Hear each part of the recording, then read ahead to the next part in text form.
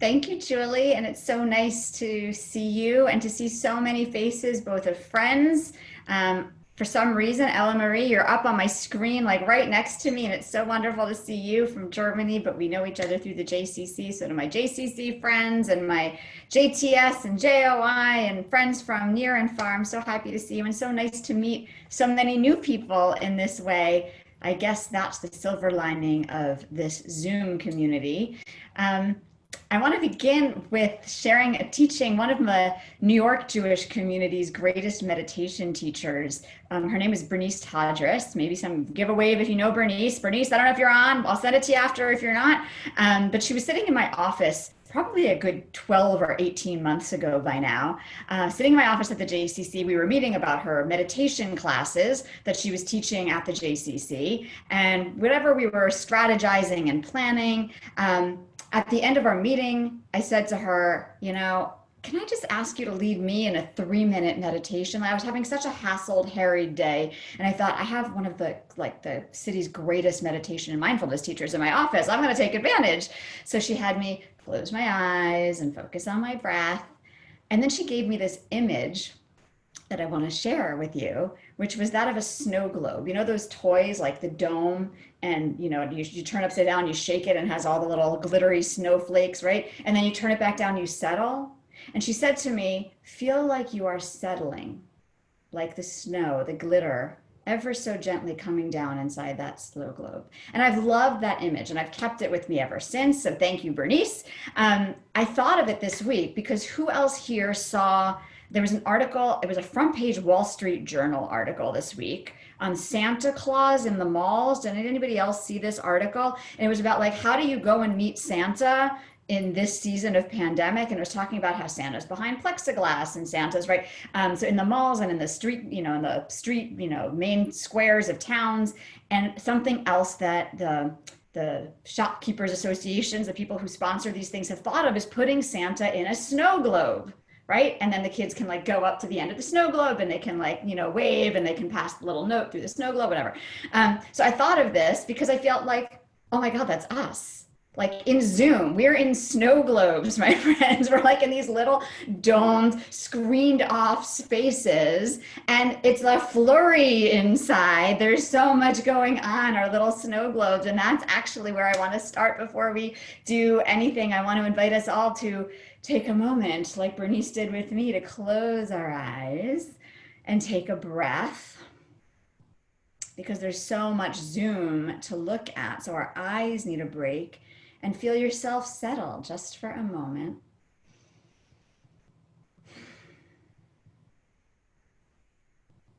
To feel yourself settle like those little drifts of snow. And while we're here, settling, Baruch atah Adonai Eloheinu melech haolam, asher kideshanu b'mitzvotav v'tzivanu la'asok b'divrei Torah. Blessed are you for giving us holy moments like this one to connect through words of Torah. Okay, you can open your minds, because now that we're a tiny bit settled, guess what we're going to learn about? We're going to learn about settling, because that's what this parsha is. Settling down, settling in, feeling unsettled. How can we possibly settle down when life is so upside down, topsy-turvy, shaken up like the inside of a snow globe? But wait, I'm getting ahead of myself. We can begin at the beginning. We can go to the very first verse of our parsha. I know that Julie shared some of this with people who pre-registered, and it's up in the screen, right, Julie, the link, but I'm going to share my screen as well.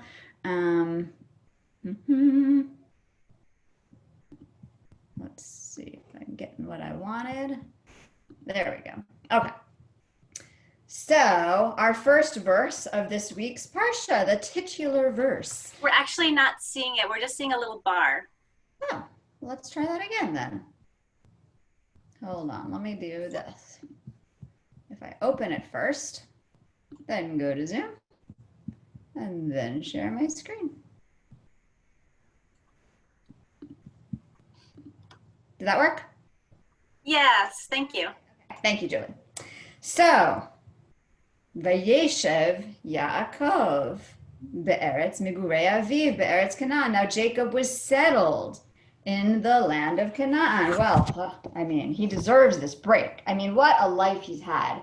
These past parshayot we've been reading, right? Between born chasing the birthright, running after his twin brother Esau, chasing in such a rush for that blessing. And then he gets the blessing, and then he's like fleeing out of there, running for his life. And then he settles down in Padan Aram and he's with Lavan. But then he's got the topsy-turviness of the whole Rachel, Leah switcheroo and working for all those years. And then he's chased around by Lavan. And then the whole meeting up with Esau. There's been so much, to say nothing of where we left off in last week's Parsha, Dinah, the trouble with his older sons and the whole violence of last week's Parsha. So holy moly, he needs a break. That's all he wants. He just wants to settle, to sit, to retire, perhaps, right? And I feel like this is kind of what we feel like. Like we just want to settle down, like, oh good, we're home now. We want to settle down. But wait, because the very next verse, this then is the line of Jacob.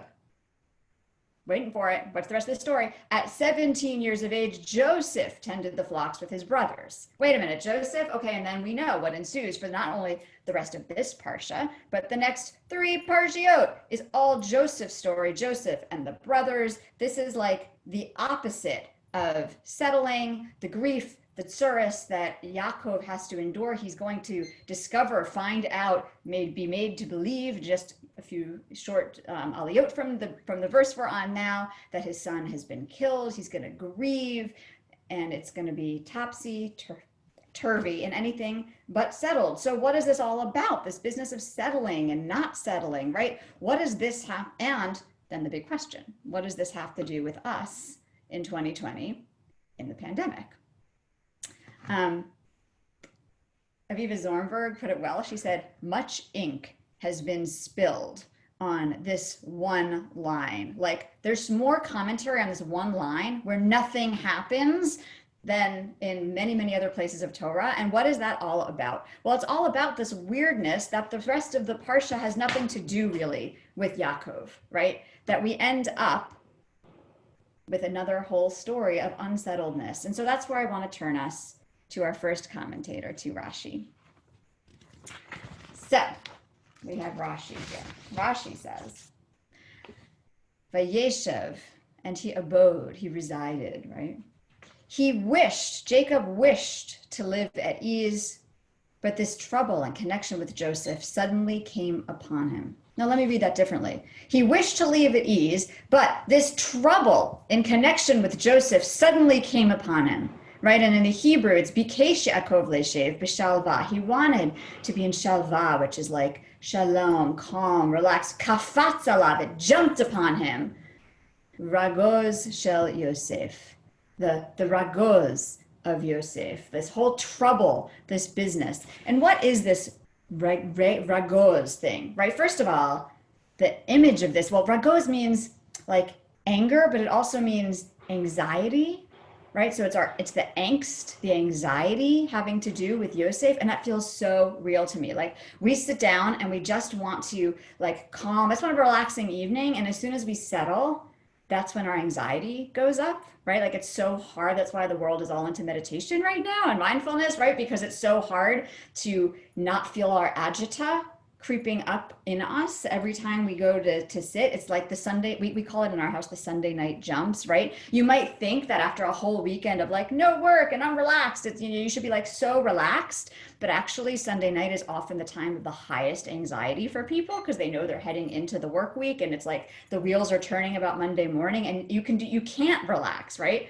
And this is what this verse is. Like Yaakov wants to settle, he wants to relax, and he can't. He's like all unsettled because of what's going on with his children. And for those of us who are parents, we know if your children are not okay, you're not sleeping at night.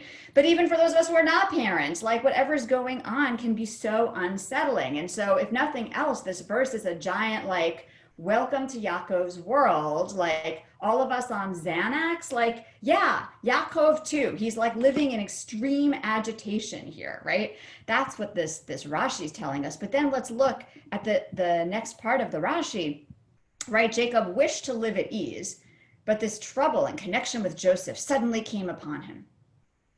When the righteous wish to live at ease, the Holy One, blessed be he, says to them, are not the righteous satisfied with what is stored up for them in the world to come, that they wish to live at ease in this world too? Huh. So interesting. God's response here is like, what? You think you're so great? You think you're so great that you get to enjoy and relax and be at peace right now in this world? Like, hold on, people. That's not what life is about. Life is about, like, maybe in the next world you'll get it, but get a grip. Like that's not the human condition, right? So then back to our verse. Jacob is settled, but he's not. So now let's keep reading. Vayeishev Yaakov, he's full of agita, even though he really wants to be settled.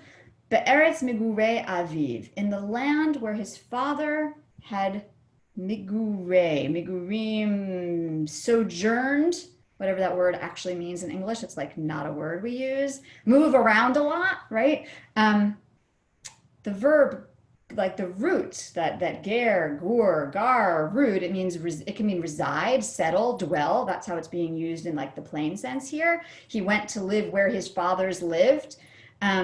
But more resonance here, and that inches closer to us, is where they wandered, where they traveled, sojourned, right? Like to, which is interesting because the same verb actually means itself and its opposite in a certain way. Like they're traveling from place to place. And so here's where I start thinking, like, welcome to the Jewish condition of the wandering people. Like, we are the wandering Jewish people. So he's going back to settle in the place where his ancestors wandered, right? So I found myself turning to a Dvar Torah written in 2001 by then Chancellor Dr. Ismar Shorsh, then Chancellor of the Jewish Theological Seminary. He wrote a piece on this parsha called At Homeness. And he started thinking, he's a historian of modern Jewish life, and he started thinking about Jewish migration patterns.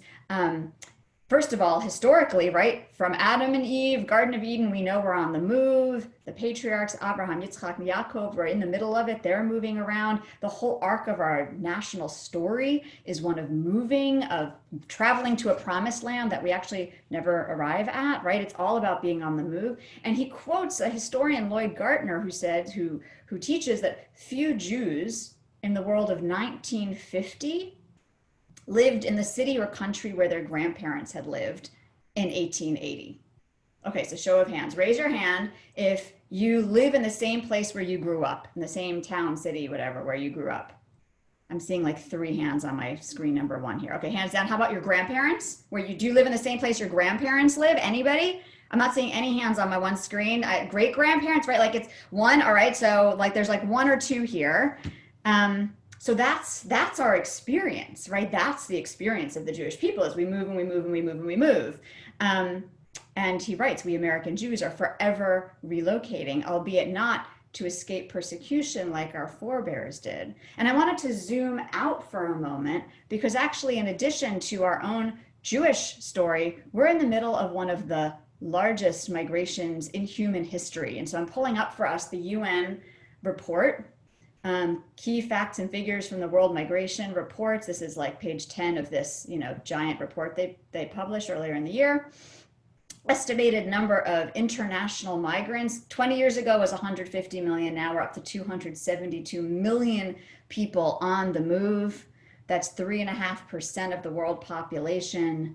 We can go through, the where and the when, the where and the why, and like the subcategories here. The number of refugees in the world, 25.9 million refugees in the world.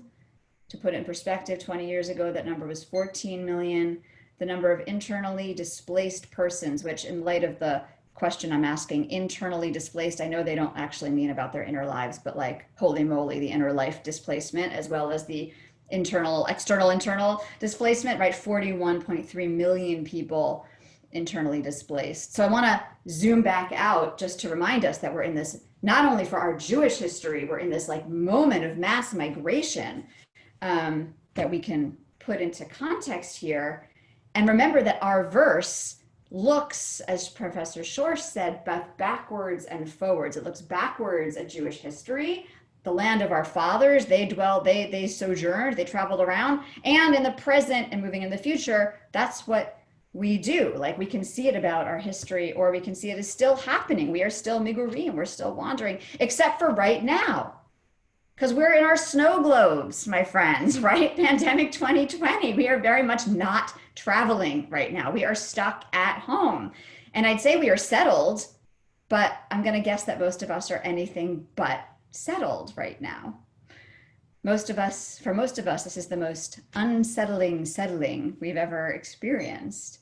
And that's the kafatz alav roges, right? Like Jacob won't be granted the luxury of inner peace, of a settling inside, because he's so anxious. And so here's where we're going to go deeper into the text. I'm going to share it, but I realized that I didn't actually put any Hebrew into this one, so I don't know how helpful. Sorry, any English. But Abarvanel has a commentary here. And actually, before we look at it, it behooves me to say, who was this man? Yitzchak ben Yehuda, born in Lisbon in 1437. He's a genius. He's written books by the time he's 20. He becomes the treasurer of the King of Portugal, which is great until the King of Portugal dies. And then there's another king who accuses him of conspiracy. And he ends up fleeing to Spain. And that's working out great. He writes a whole lot of commentary while he's in Spain until he actually becomes like a high-ranking official in the government of Queen Isabella, like the one who expels the Jews. So that's working out great until the Jews are expelled. He actually does a lot of work. Another shiur, we can talk about it, trying to convince the king and queen to not expel the Jews, right? Doesn't work.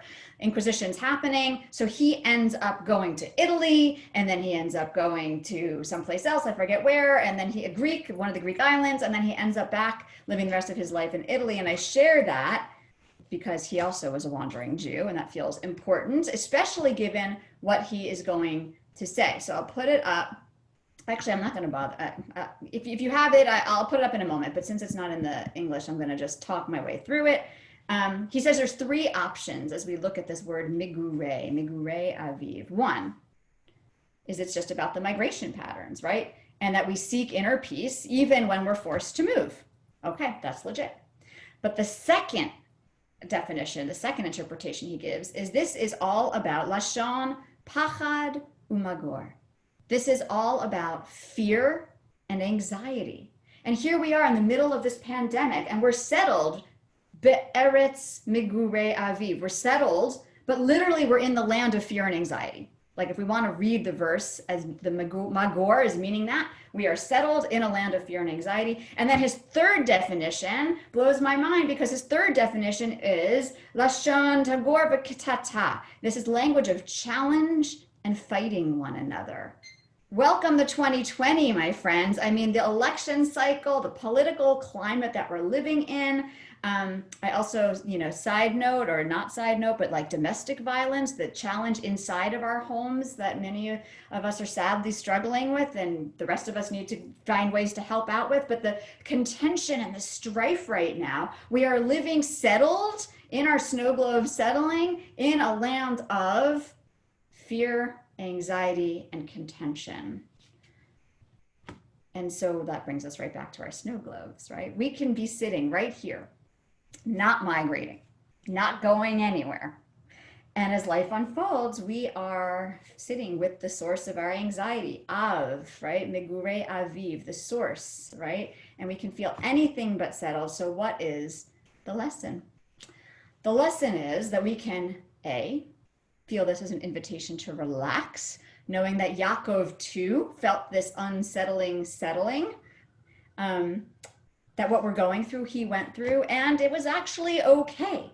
Because in fact, it all worked out. It was crazy town. The whole rest of this parsha and the next couple of weeks were in the wild ride of Yosef and his brothers down to Egypt, and famine and like the tortured relations back and forth. But in the end, Yaakov ends up reunited with Yosef.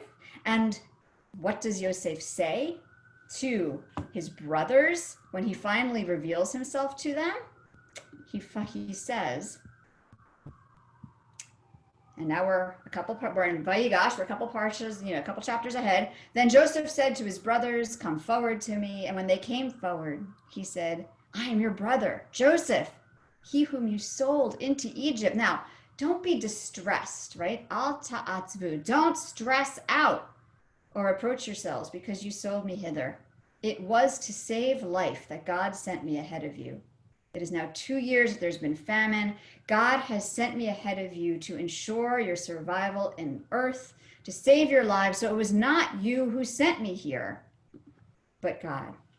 God sent me here. The message of this entire Joseph cycle is one of incredible, deep faith. No matter what is happening around you, no matter what the fear, the unsettling, the controversy, the fluctuations of your life, no matter how anxious you are sitting right there in the comfort of your own home, wanting to be settled, God has a plan. It really doesn't feel like it. It didn't feel like it to Yaakov that there was a plan. It didn't feel like Yosef when his brothers throw him in the pit and sell him to slavery, or when he's in prison in Egypt. But have faith is the punchline of this whole story. There will be a time to settle down, to settle in, and so relax into whatever is unfolding because there is a plan. And so two parshayot from now, the end of the story comes. Vayeishev Yisrael be'eretz Mitzrayim. Thus Israel, the name, same person, Jacob, right? The part of Jacob that struggled, Yisrael, finally settles. Chapter 47, a whole lot of chapters away from ours. And he settles not where he thinks he's going to end up.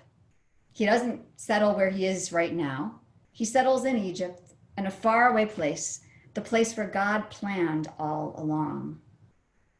And so in my closing moments, I'll suggest that perhaps that is why we end up reading this Parsha on Hanukkah, right? Because the story of Hanukkah is one of faith. It's a story of rededication of faith and of rekindling something that feels like it's running low, but miraculously there's more, even when it doesn't feel like it. And there's this beautiful thread of like questioning around what's the miracle on the first day. Because the first day of Hanukkah, there was enough light, so there's no miracle. On the first day, there's enough oil. And the miracle is that it took deep faith to light the menorah, knowing that there wasn't enough light. The miracle of faith to believe that it would last longer.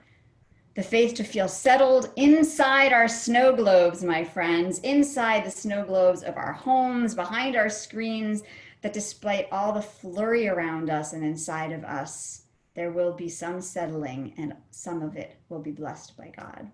And so I leave you on that note for Q&A in the chat. And Shabbat Shalom and Chag Urim Sameach. Thank you so much, Abby. This was a really, really interesting look at the Parsha.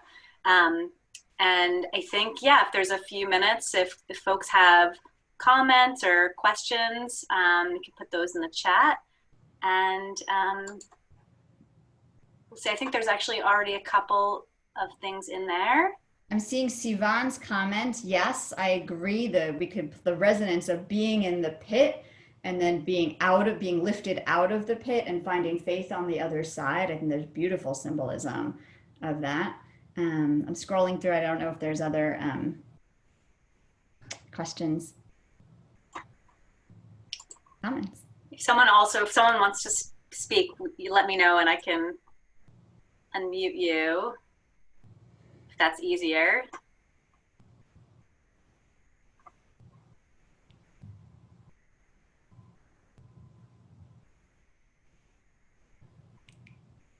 Sometimes there's a moment lag time, so there may indeed be questions or comments.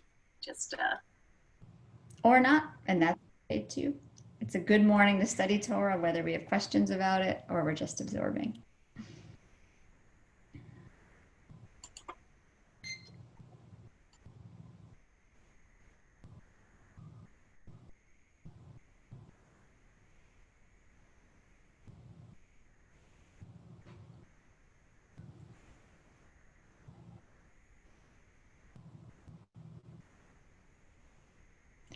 I'm seeing some chats in here. The miracle of Chana is actually the faith, right?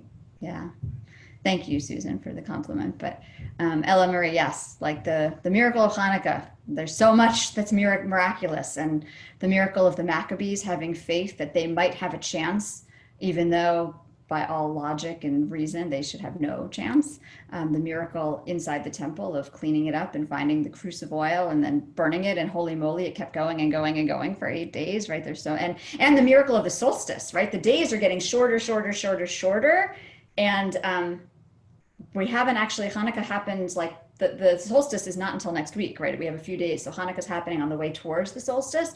And so the days are still getting shorter, and yet there's faith too to light candles in the darkness, and that the light will come back. There's some beautiful midrashim about that as well. Someone was asking how to find that Devar Torah from Ismar Shorsh, the on homeness. Yes, I have it in a volume. When he finished his 20, I think, year tenure, maybe even longer, as chancellor, some of his commentaries were collected into a print volume. But JTS, JTSA.edu, the Jewish Theological Seminary of America. If you don't put the A in it, then you end up at the Jesuit Theological Seminary. So Jewish Theological Seminary of America, JTSA.edu, has a whole Learn site where many of the commentaries that they publish every week are put up. A lot of my writing is there because I worked there as a rabbinic fellow for 6 years. So you can scroll down by author and find me. And I'm going to bet that Chancellor Schorsch's are up there. If they're not, they should be, because they're terrific. And if not, tell Julie to tell me, and I'll find a way to scan it and send it to you. It's from 2001 at Homeness, Parashat Vayeishev.